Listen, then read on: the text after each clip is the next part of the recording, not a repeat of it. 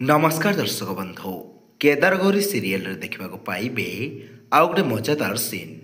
तो दर्शक बंधु गौरी झील को धरी मंदिर को जाइथिबे आउ भगवान को आगरे प्रार्थना करी कहथिबे आपण जो मु मो हजि जाइथवा झील को पाइली आउ एबे खाली मते एतिकी शक्ति दियंतु प्रभु जेमती मु मो घर लोकंकु आउ केदार को कहि पारिबी जे शिविका बीणार झील नुह मोर झील बोली।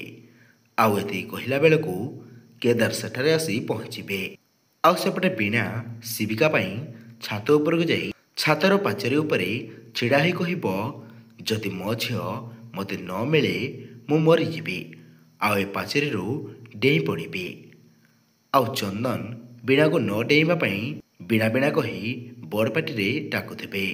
तो दर्शक बंधु कौन बीणा को चंदन बंचाई पारिबो कि नाही आपण माने कमेंट करी जणाइबे।